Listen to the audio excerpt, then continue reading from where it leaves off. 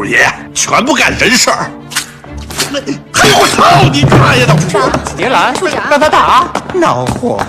不信你硬得起来！苏有朋之所以这般动怒，是因为在当时那个年代，民众都管女妓叫鸡，管男妓叫做为兔，而兔儿爷就是兔相公的意思，直白点说就是卖屁股的。白小年怎会让人这么骂他？在他看来，屁股可以卖，但是绝不能让旁人说。可今生活偏偏非要这么干，其原因就是白小年受训时向王田香爆了他的黑料，所以才和白小年杠上了。顾小梦见状急忙劝架，没想到自己却引火上身，都是自己人。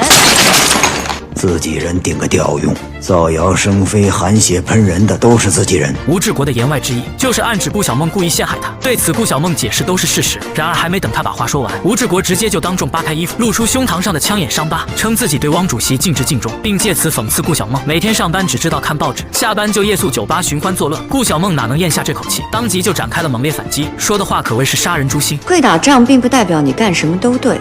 高团长怎么着？少了一只胳膊，立功无数。还不是说投共就投共啊！你再说一遍。我只是举个例子，你不用急着喘息。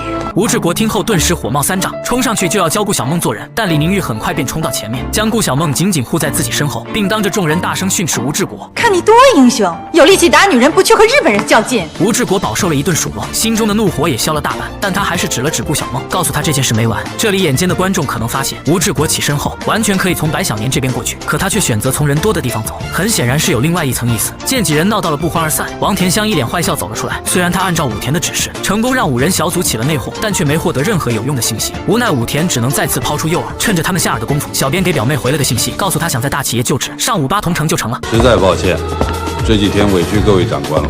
武田长交代下了，一旦揪出鬼子，各位都会因协助办案受到奖励。麻烦把历年的考绩、职等以及心想的级数写好，等侦讯结束之后，作为论功行赏的依据。武田怎么可能这么好心？借口填表只是想搜集笔记，以便和情报广告进行比对。夜里，顾小梦听着唱片，看着熟睡的御姐正出神，突然的停电和外面的嘈杂声让她顿感有些不妙。显然是笔记核对出了结果。李明玉趴在窗台望去，发现有人被强制带走了。虽然看不清楚对方的面貌，但从发出的阵阵异样娘腔，不难知道这人就是白小年。为什么你的笔记和老鬼的笔记这么像？为什么？因为是贼赃我，肯定是。肯定的。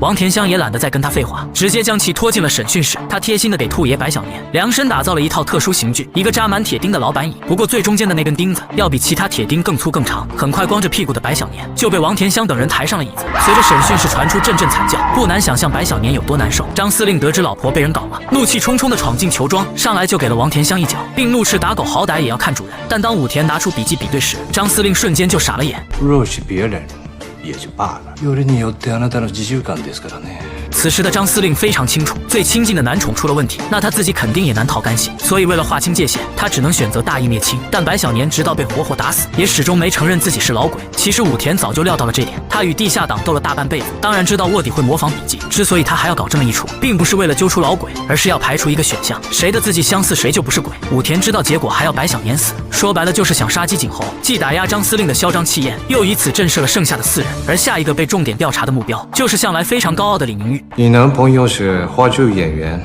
刘连宗，是。他在宪兵队。有什么证据抓刘连宗？